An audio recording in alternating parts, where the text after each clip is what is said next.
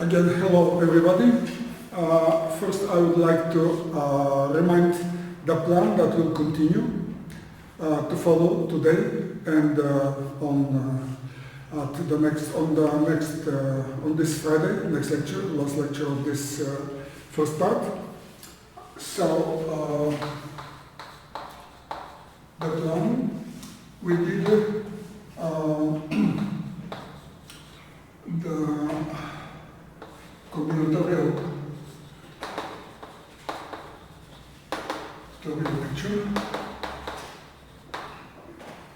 We showed affine toric varieties. We showed how affine toric varieties appear from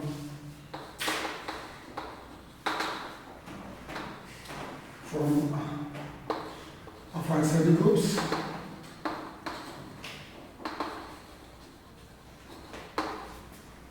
Or cones, otherwise said, from monomial maps.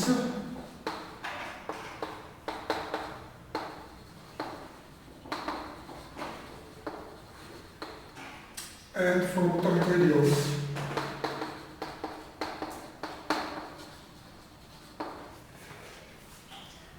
We will finish briefly this stuff and make a few examples. And we will continue this today with abstract toric varieties.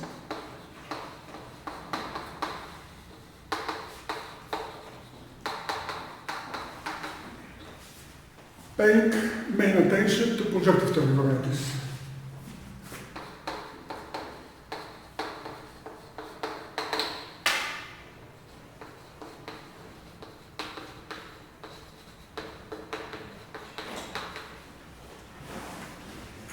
And at the end of today's lecture, I will start, if I could find some time, I will start to speak about orbit, cone, correspondence,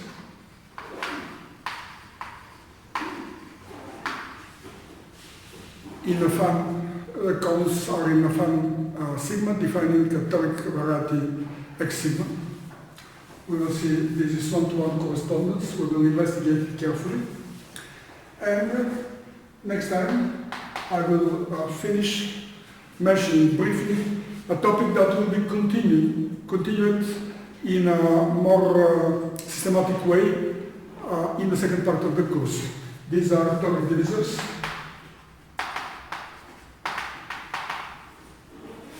And their groups. And the corresponding sheaves they define, and the relation with linear systems, etc., etc. The standard stuff from algebraic geometry. So this is also kind of algebraic geometry in a small mirror. We see many of the features that are studied in the standard texts in algebraic geometry. Here we will, in some sense, review them from the point of view of the toric geometry and the convex geometry.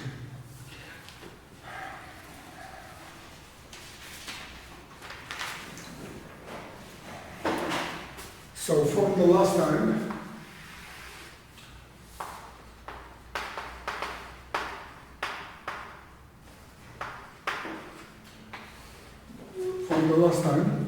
we have some properties of toric varieties that are essential. Why? Because these three ways of defining affine toric varieties, all of them could bring some pathologies. For example, we could define the non-separated varieties such as the line with double point as a toric variety. I remind that toric variety is a variety that contains as an open-band subset algebraic torus of some dimension n, such that the action of the torus on itself could be extended to the whole variety.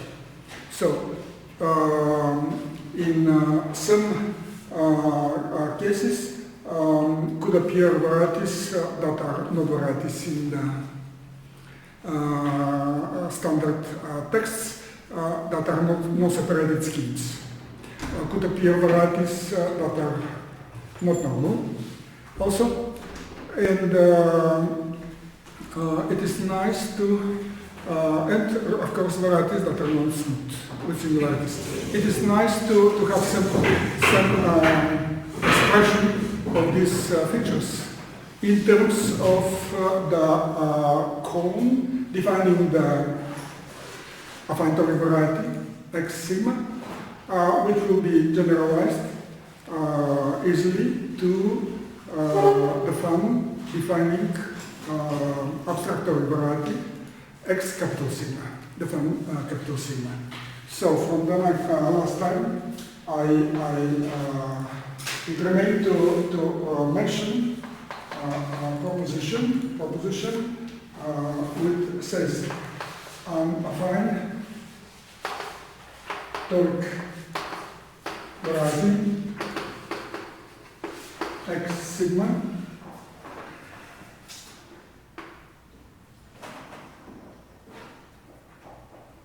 is smooth. I would say like that. An affine toric variety X is smooth if and only if X is equal to X sigma for some regular cone sigma in an R, which is R to the n for some n. Here is the definition. A regular cone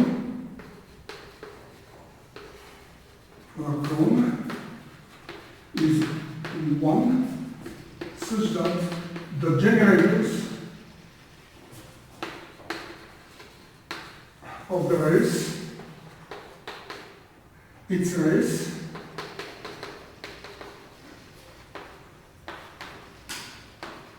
form a part of some basis for n in a rank.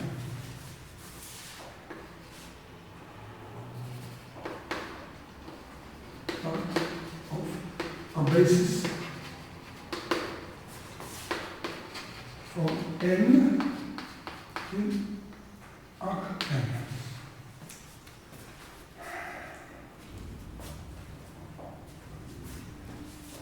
Examples.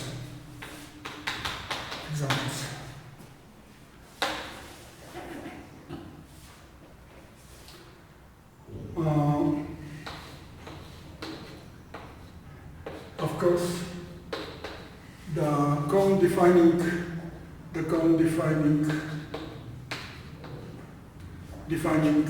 E2, the minimal generators of the race, are themselves a basis for R2, so this cone is regular.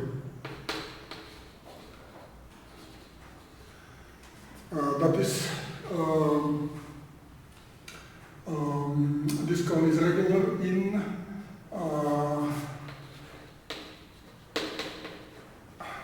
a regular cone in R2. And for singular cone, I would like to draw some more interesting picture to show something new. So we take sigma as follows.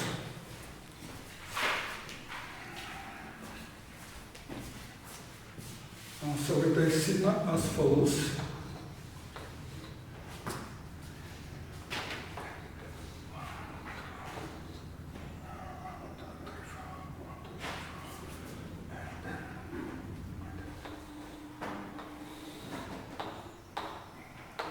The distance between any two levels is 1.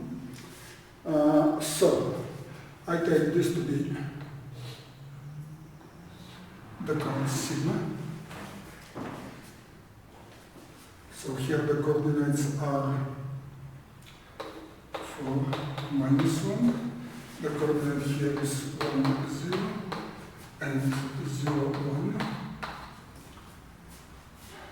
And the dual cone will be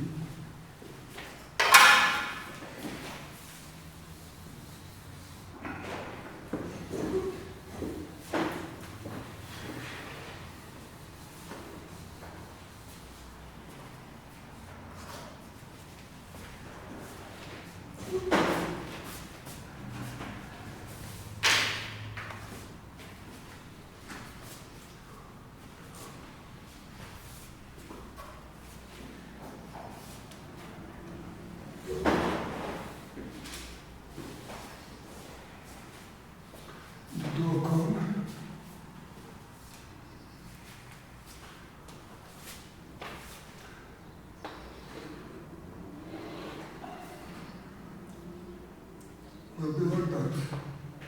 1, 2, 3, 4.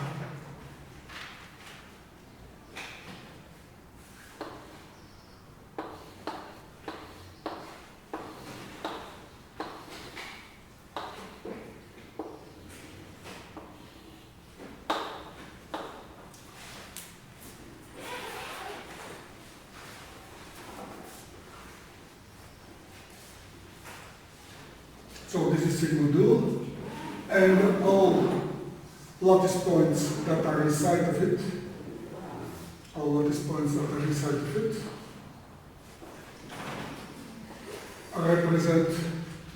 represent S sigma. So we have that S sigma is generated by the vectors E2 dual plus E times E1 dual, where E is from 0 to 1 to 4.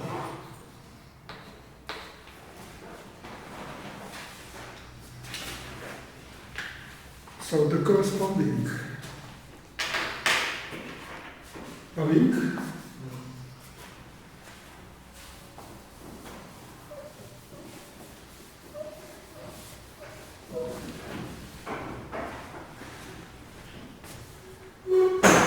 could be identified when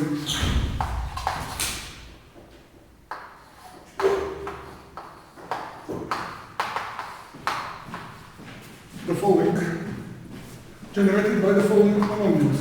So this is x to the 4th, x cubed y, x squared y squared, x y cubed, and y to the 4th, which is the ring of invariants saved by the action of mu4, the multiplicative group of 4 roots of unity. So we know in complex numbers, these are plus minus 1 and plus minus I. So this is the group acting, mu4 is acting on the ring here, and quotient has this ring as a ring of functions, so this gives to me A3 self-singularity.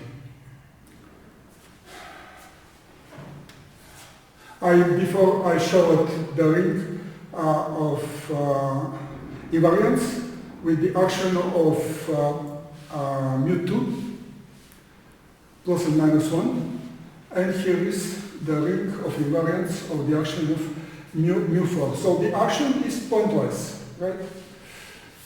To each point xy, we send some alpha. For some alpha in mu4, we send the point alpha x, alpha y.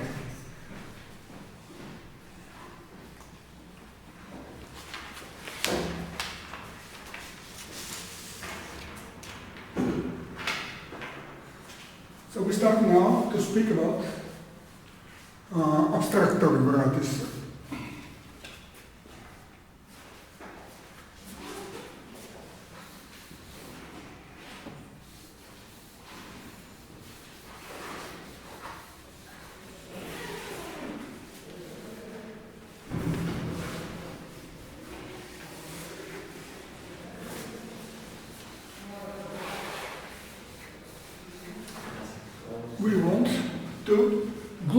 in some appropriate way the information that we got from affine toric varieties, to glue it in appropriate way, so to get abstract toric varieties, in particular projective toric varieties. I will show briefly on particular example of a single cone how this happens. So, notation.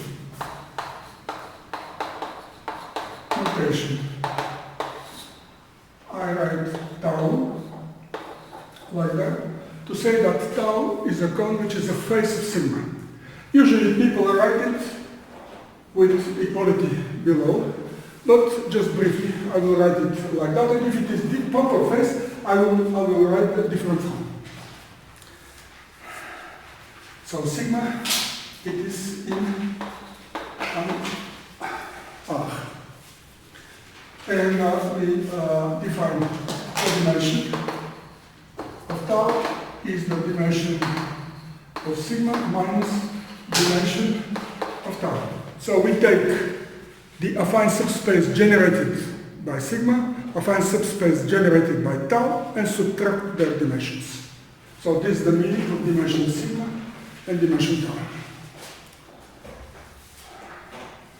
And tau is the face set of sigma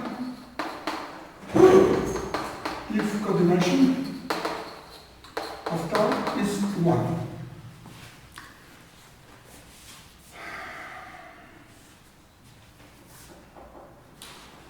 We define affine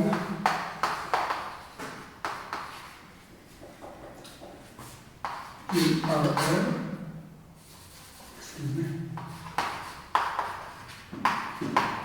is a collection, finite collection of cones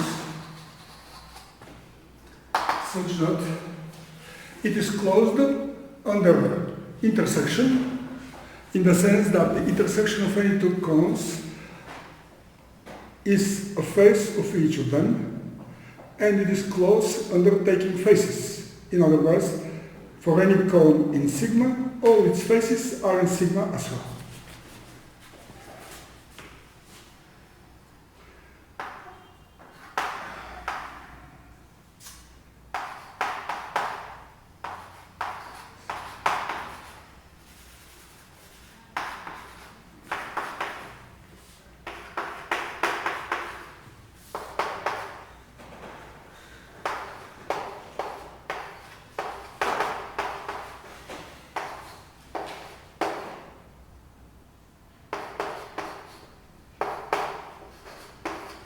The intersection of any two cones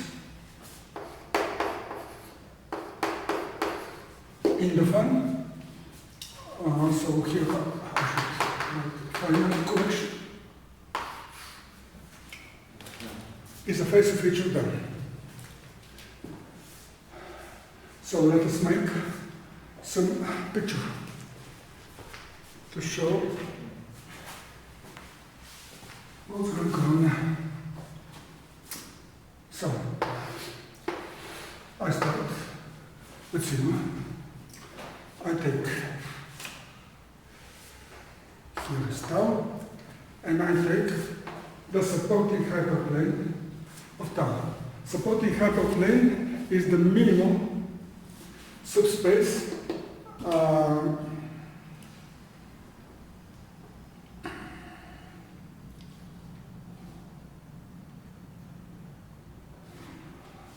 supporting hyperplane is a hyperplane whose intersection with sigma will give tau, any hyperplane. In this case, it is codimension 1, so it is unique, but in general, this is, we take any. It is defined by a vector, u, which is in the dual space. So we have that hu, this is it, hu intersected with sigma gives me tau, and here is minus u.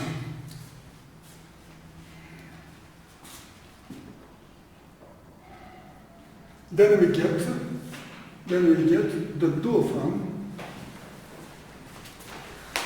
sigma dual, the dual cone, excuse me, sigma dual.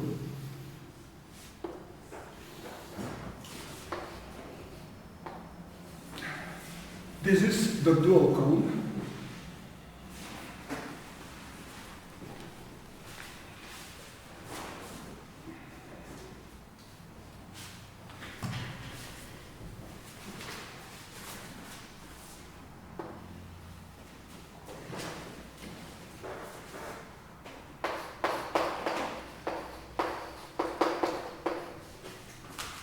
This is the dual cone.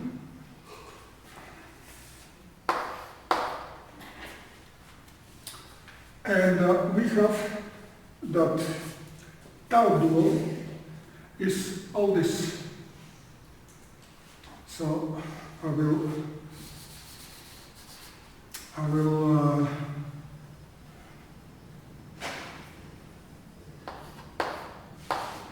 draw it like that. So tau dual is all half plane on the right of the vertical line defined by u. Then we have that S sigma, as we remember, S sigma, it is sigma dual intersected with them. S tau is tau dual intersected with them. And we get that C of S sigma, the corresponding ring of polynomials. We have that this maps to C of S tau, which is equal to C of S sigma localized by u, because we have that tau dual, we have that tau dual is equal to sigma dual plus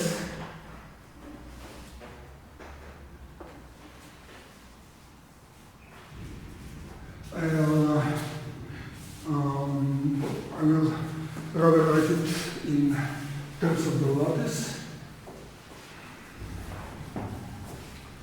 So I will have that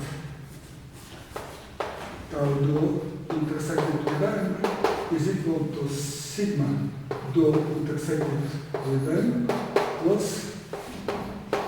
n times minus u. So this gives me high on minus u, which means that I localize by the polynomial high of u. And the corresponding algebraic subset in the variety x sigma is an open. This corresponds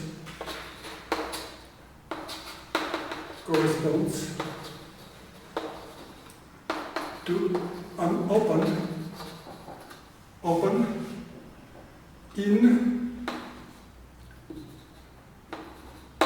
in x sigma.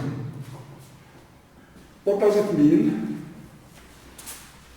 That if I have two cones that share common face, then the corresponding toric varieties defined by this face will share the same affine open subset, so that we could glue them along this subset.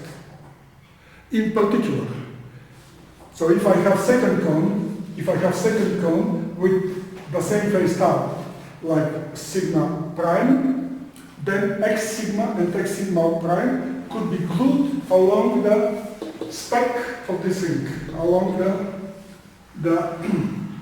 variety, algebraic variety defined by this ring of functions. In particular, if we have a fan of cones we could glue for any maximal cone, or actually for any cone in the fan, capital sigma. We could glue the its neighbors along an affine open subset. So in that way, we obtain an abstract toric variety X sigma that again will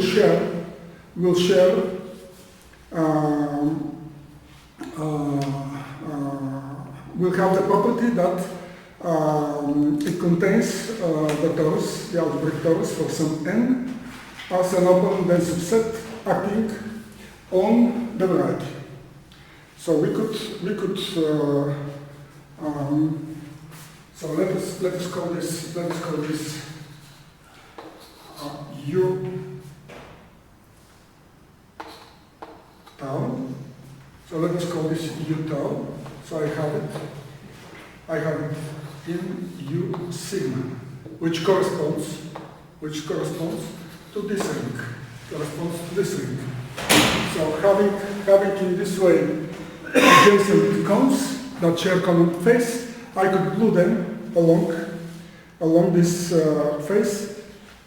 In the case of a toric fan, in the case of a fan sigma, and again as in the case of cones, we will say that the fan sigma is a rational polyhedral fan if all the cones inside of it are rational polyhedral cones, and we accept that they are also strongly convex. So we have the following important theorems of this construction. Is there something unclear, something that remains to be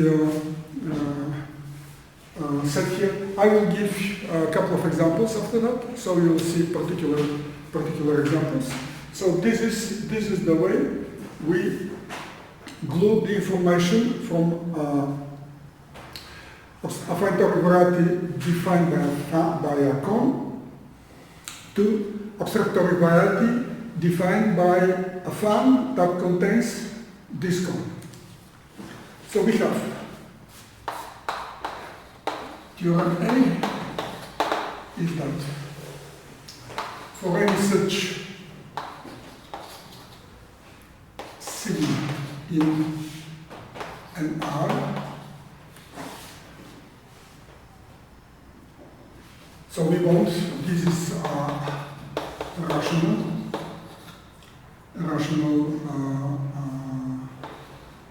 fan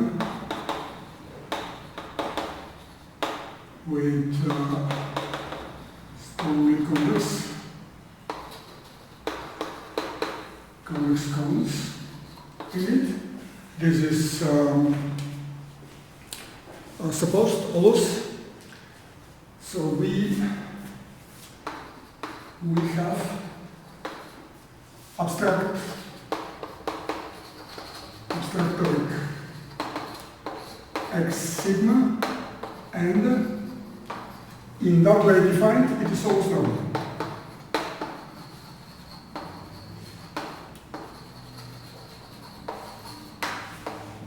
It is always normal because the affine subgroups that are obtained from the dual of any fine, of any cone, and intersected, the dual of any cone in the fan, intersected with the dual lattice M, this affine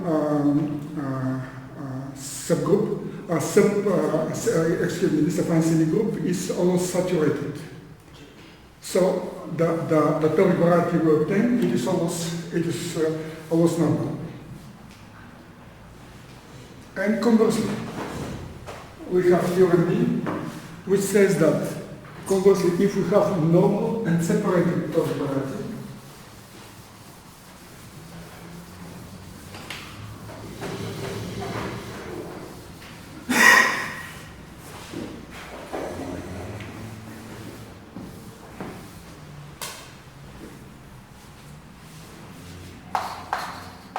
theorem B, if X is normal and separated.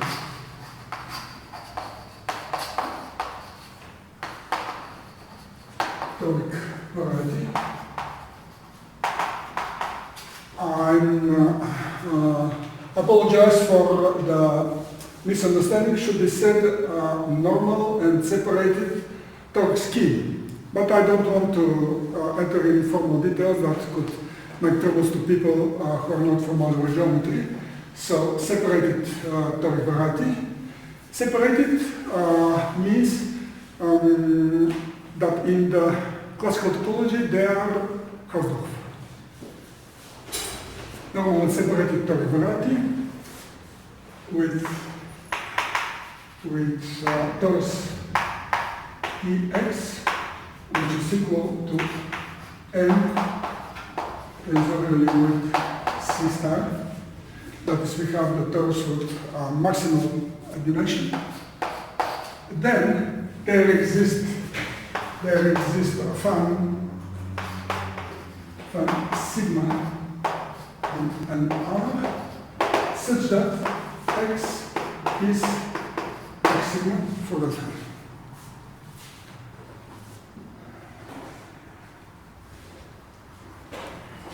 So I will give a few,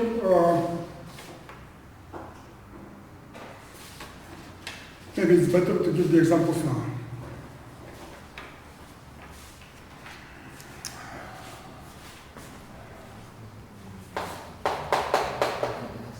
Examples. Any questions? So there are toric schemes that are not varieties. Well, not separated. The famous example they give is the line with double point. So we have torus. Line with double point means, just very, very briefly, like that. We have defined line, and in place of 1 point at 0, we put 2 points. And the topology is as follows. Any neighborhood of the first point here, if I remove that point and put the second point, becomes a neighborhood of the second point, and vice versa. So it is not separated. In algebra geometry, not separated, because there we work with Zariski topology, means that the diagonal map, if I call this guy x, if I take x going to the product, which sends any element, any point of x into x comma x, this should be a closed map. And you could check, as a non-very difficult exercise, that this does not hold in this case. So this kind of pathology we should exclude, although it does contain the action of a torus T1 C star. So it does contain T1 as an open band subset, and its action could be continued. But we have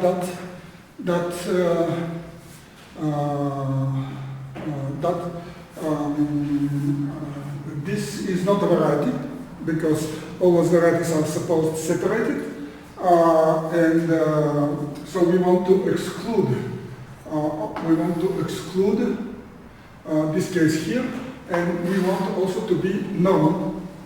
The absolutely abstract variety X. We want to be normal, but just contain a copy of the torus of maximal dimension. Then there is a fan in this space, this R to the n, such that X is defined by this fan. So example. So let us analyze it a bit more.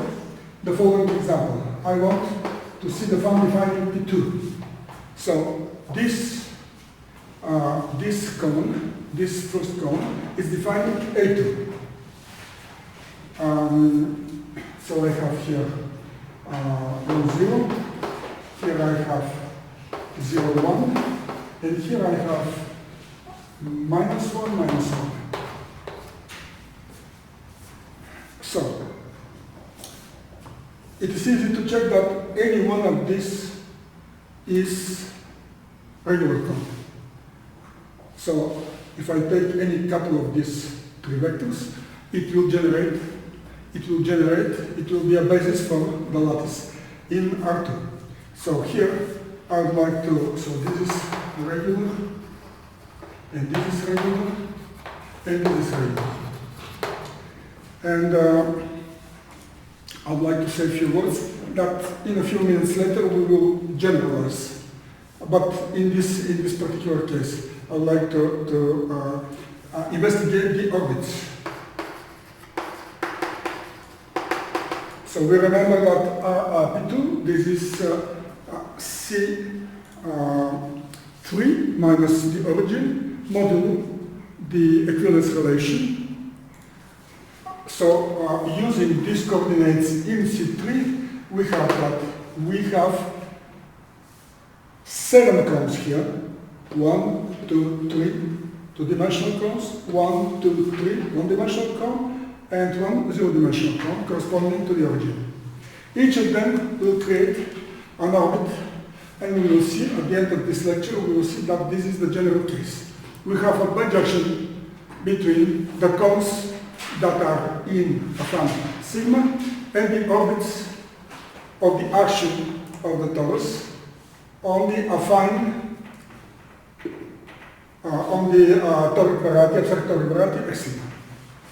So here we have the following orbits. We have T2, and this is the set of all points ABC, such that the orbit is non-zero. So this corresponds to the origin. We have L1, which is the set of all points with first coordinate 0, and the second and third non-zero, BC non-zero. We have O2,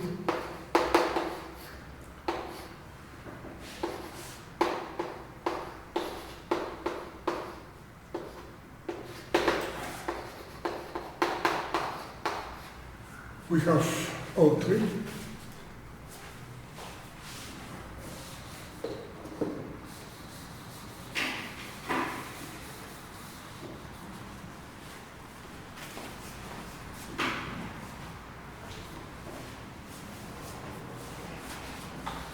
O3,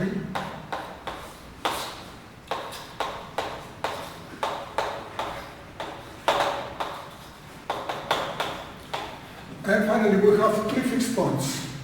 This is O01, so this is the point 0, 0, 1. We have O02, which is the point 0, 1, 0. And finally we have O12, which is the point 1, 0, 0.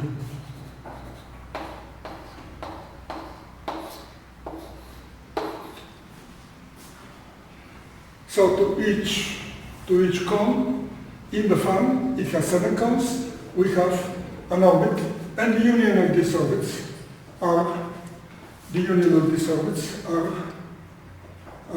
composed, disjoint union composed P2. So we will say more about this.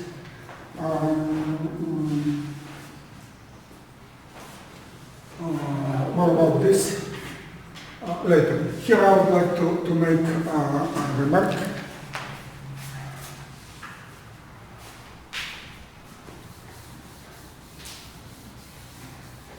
That there is another representation of this abstract toric variety, P2. Another representation is that if we take the standard 2 simplex, and if we take the normal vectors pointing inwards,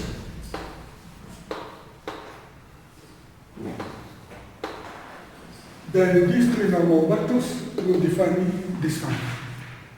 So for this on this we will spend much more time in the rest of this lecture.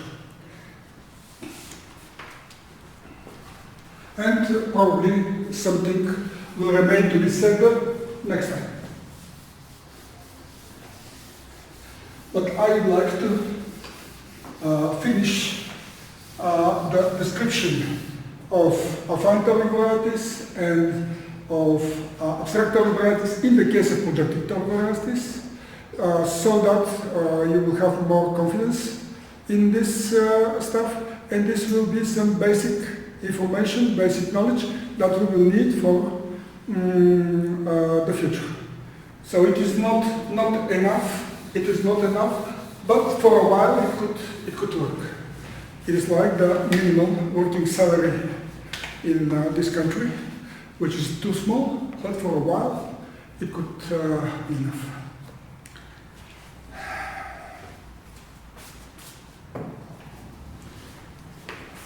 So we have the following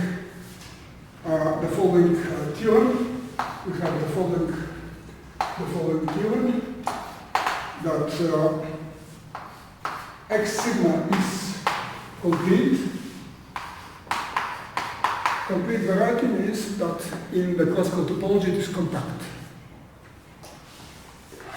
It's complete if and only if the support of sigma is the whole space and sigma. And we have that X sigma is smooth if and only if for any sigma in sigma, X sigma is smooth.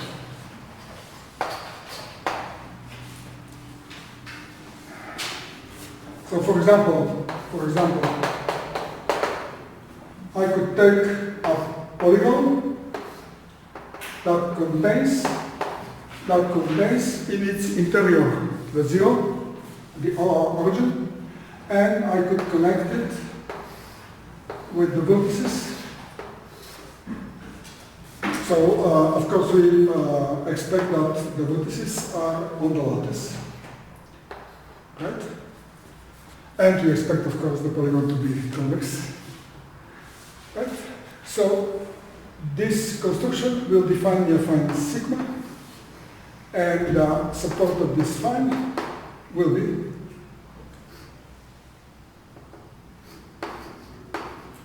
the whole plane.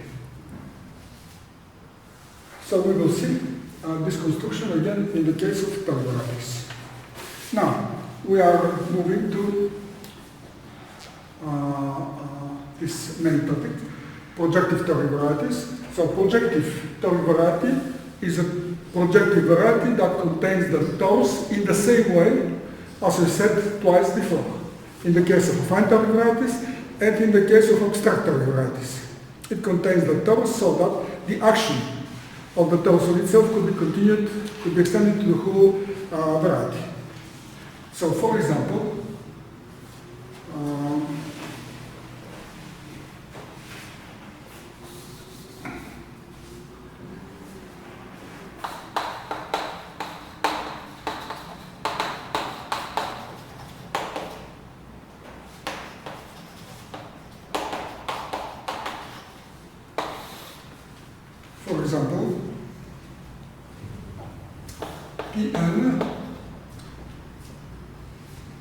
Pn contains the tors I will denote Tpn, right? And these are all n+1 tuples xn such that xi is non-zero for any I. So the action of T, I would like to write it in this way as I said last time. So this is T1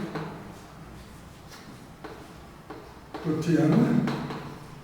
The action of T underlined to X is given as, is defined as 1 T1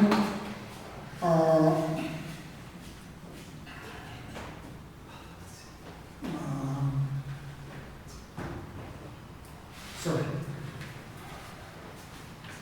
So just make it more careful.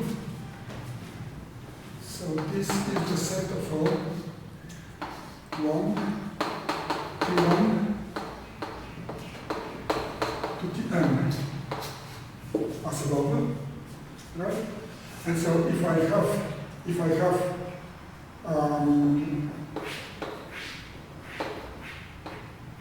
T acting on X, X with coordinates x0 to xn, this will give me x0, T1 x1, etc. Tn xn.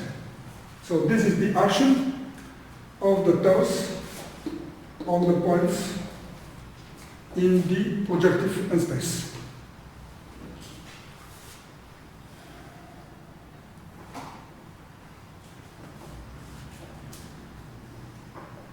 So here I would like to say that the character lattice of this toes is obtained in the following way.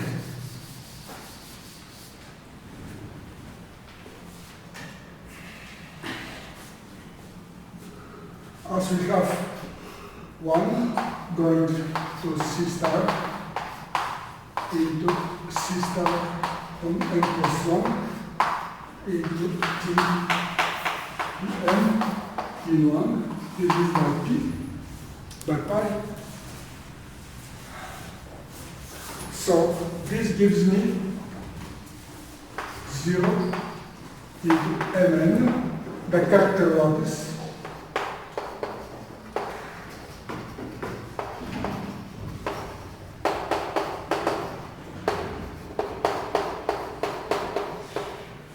This goes to z n plus 1, and this goes to z, and this goes to 0. You know that we reverse the directions, right? So it was better to write it in an appropriate way, but this is corresponding to that, this is corresponding to this, and this is corresponding to that. And we have that mn is the kernel of the map that is sending A1 to A0, sorry, to n plus 1, is sending to the sum of AI from 0 to n. That is, this is the kernel, this is the set of all A's in Z n plus 1, such that the sum of AI from 0 to n is equal to 0. This is the kernel.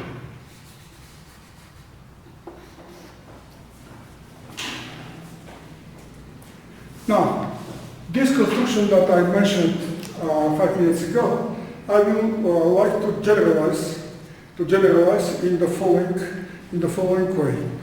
I take a full-dimensional, rational polytope in MR, rational polytope called P, and I want to associate with it projective toric variety. So this will be done in the following way. I will take not as I did a few minutes ago. I will take something similar. The rays of this cone will be the normal vectors to the facets of the polytope pointing inward. I'll show a picture in a few minutes. First, let us give the definition. So, definition. To P in MR, so it is convex rational of full dimension,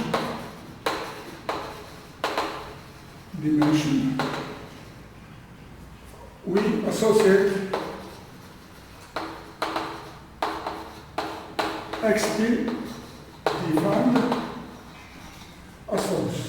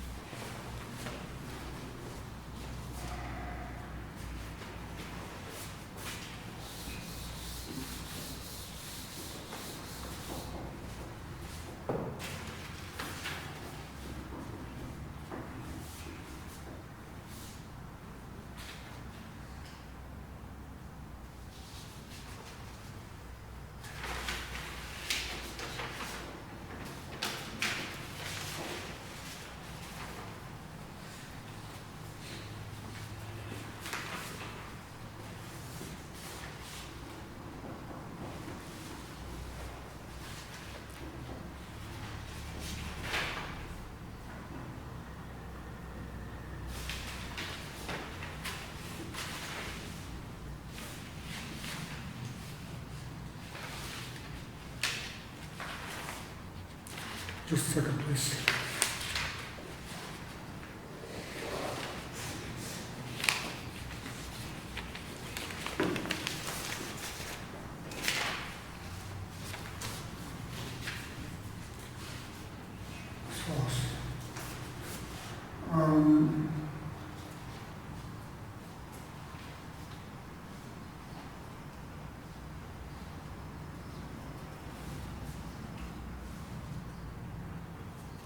So if I represent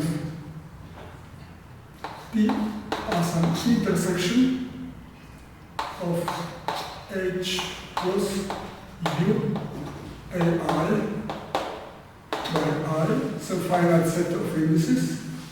So the picture is like that. I represent it as intersection of this intersecting with that, intersecting with that. So these vectors ui, these are the normal vectors to the facets, u1, u2, u3, etc., etc. So this is minimum in some sense. So there are no redundant members. Then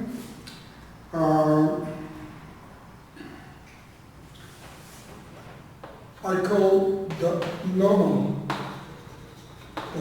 fund of P to be generated by these normal directions is sigma P defined by these are all sigma Q such that Q is a facet of P. So I take all cones generated by these directions. The direction gives me one-dimensional cone, two directions give me two-dimensional cone, three directions, etc., etc. Right. So this is the normal cone associated to a polytope as mentioned there. So we say that P is very ample. This I will need to use this notion. Definition. P is very ample polytope.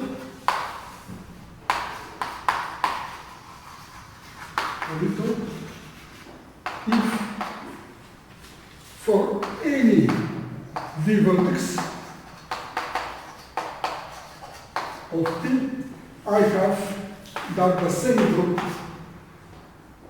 generated by P intersected with M minus V. This rotation is all lattice points in P.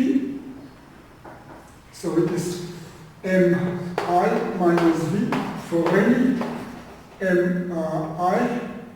or let's say Mj, for any nj in P intersecting with N. So for any vertex V,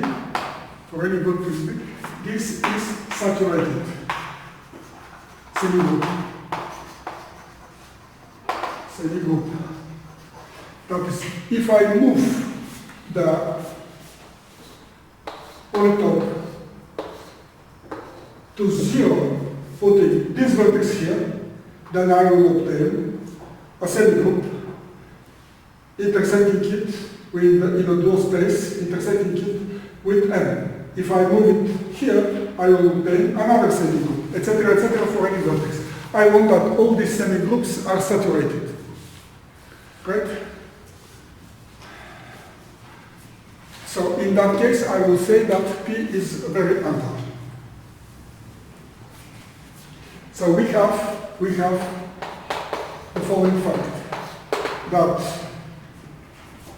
for such a P, K times P, which is called dilation,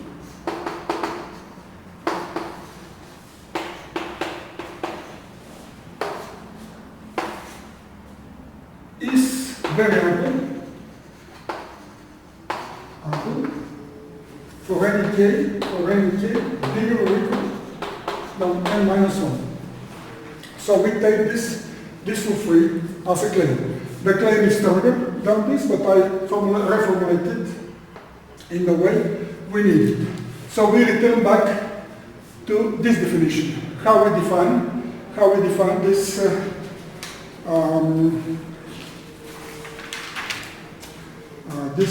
variety. So we take xp, we take it, which is isomorphic to x k times p for some appropriate k, so that enlarging or smashing the polytope I get for any k such that k times p is a real.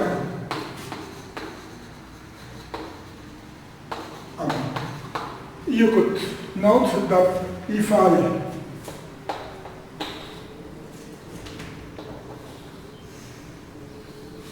make it bigger, then the normal direction does not change. Right? So the normal directions, they will define the same time.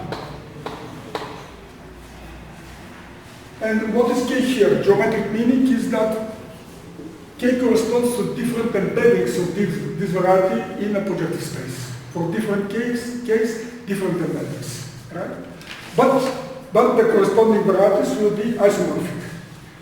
So when K times P is variable, I take the corresponding fund and I define projective toric variety, as we'll see in a bit, which is called XT.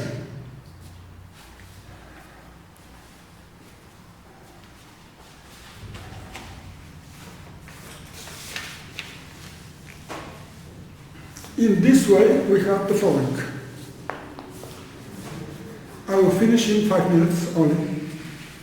I want to say a few interesting features that reflect the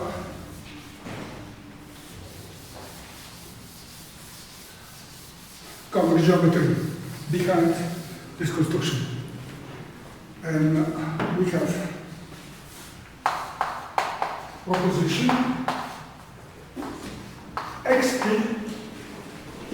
defined in that way is almost normal.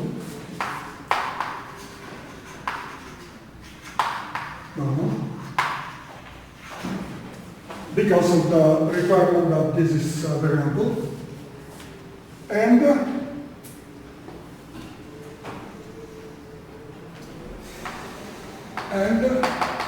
it is smooth if P is smooth polytope, which means any cone in the normal fund sigma p is regular.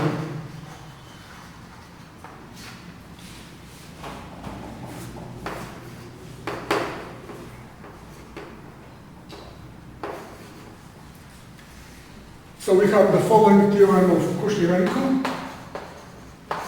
I wanted just to mention this is very interesting, very important, very deep, and it could be continued for at least one other talk, but now we don't have this time.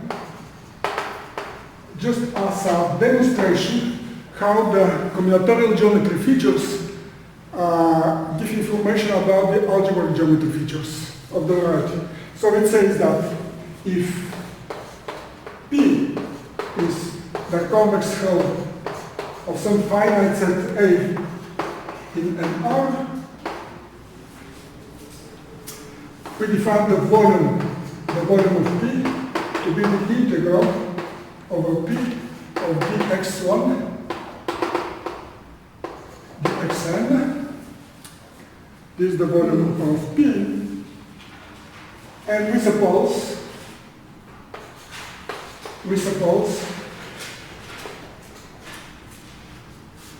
that A, which is finite set of points M1 to Mn, finite set of points, is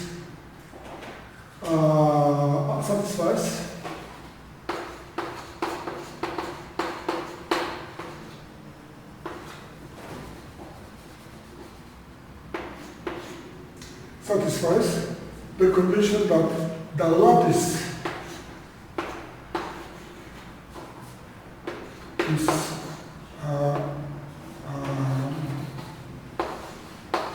the lattice corresponding to it. So these are all combinations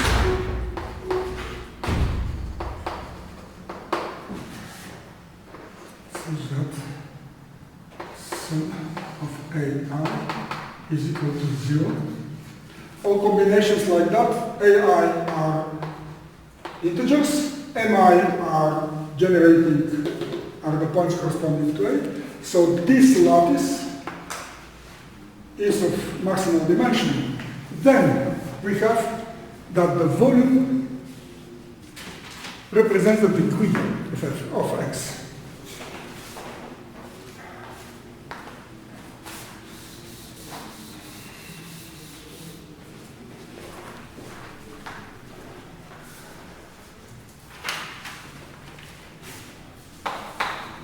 Then the degree of XA is the normalized volume X factorial by the volume of P.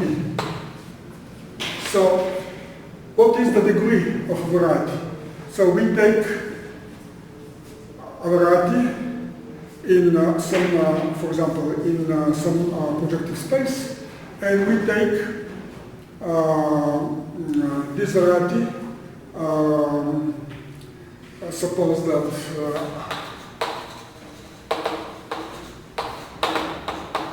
if X is in P S minus 1 is a projective space, let us write it like that in PS, then the degree of X is the number of points of generic intersections of X with dimension X intersection with linear space L, such that the number of points such that dimension of L is equal to S minus dimension of X.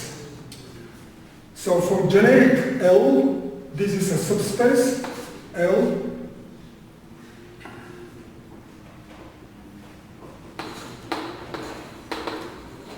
linear subspace.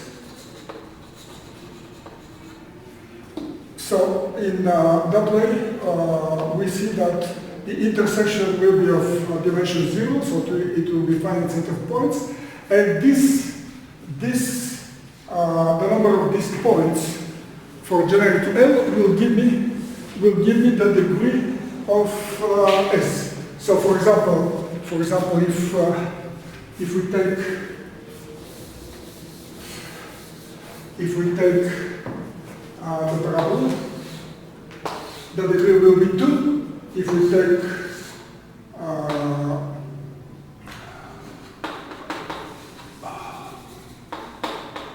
ordinary double point in the plane, the degree will be 3 for generic line. For some lines it will be 2, but with multiplicity 2 in that point, right? Etc. etc. So this is the meaning of degree. And this degree, it is an important feature of the embedding of X in that projective space. So it depends on the embedding. So this is calculated in terms of the volume of this polytope. I overpassed my time a little bit. Sorry for that. If you have any questions for today, we will stop here. Next time I will continue in that direction a little bit, and then we will say a few words about the orbit cone decomposition of cone correspondence, orbit decomposition of any toric variety as a union of orbits, disjoint union, and then we will briefly speak about the toric divisors. If you don't have any questions for today, thank you very much for your attention. One question? Yes, please. Are there more complicated non-separated toric schemes, or this is just an example that... How should I understand your question? Are they more complicated? No, because you gave us an example, the line with the double points. You asked me if there are toric schemes with these pathologies. No, I'm asking if there, how complicated can be a non-separated toric scheme in general. I think that's something that is toric but not polarity. As I said, it could be as complicated as to be non-normal. This in particular means that when it is non-normal, it could have a singular locus that is of codimension 1. The normal varieties, they always have singular locus of codimension at least 2. Okay, so there's so for example, the windy tent, it is not normal. Singular locus is here. It is codimension 1. And it's a toric. No, I don't claim this. No, I'm talking specifically about toric. Yes, it could be. There could be schemes like that. For example, the example as I gave with cusp, this is a typical example. It's a toric scheme, but it is not a toric variety. Okay, so they can be arbitrarily complicated. Some people are studying non-normal toric varieties, they call them. So they are varieties, not just general schemes, but they are not normal. So this could be studied, but I don't think there is much of interest in them. If you work on some questions that are related with the modular space of toric varieties that have been built by my thesis advisor in University of Georgia, have been introduced by him, then you could have some exceptional cases in the same way as you take for the modular space of curves of genus G, you could take some curves with simple normal crossings, just to make the space of modulus more appropriate from the point of view of geometry. So you need to add something that is not variety in the sense that it is not irreducible, but it will be needed to make the whole space, for example, to have some nice properties, for example, to be projective. Right. So in that case, you may have some necessity to know a little bit about this case, but I've never seen systematic studies on it. And toric schemes, you could define them in exactly the same way. But in general, I don't know if anybody did something about this. I worked about something that is the arc space of a toric variety. There is these are kind of schemes that are infinitely dimensional in algebra geometry. But if I have some time, I will say a few words about it in June. Now is not appropriate. Yeah. So these are also in some sense these are toric schemes, but their everything is infinite dimensional. Yeah. Any more questions? If not, thank you for your attention again.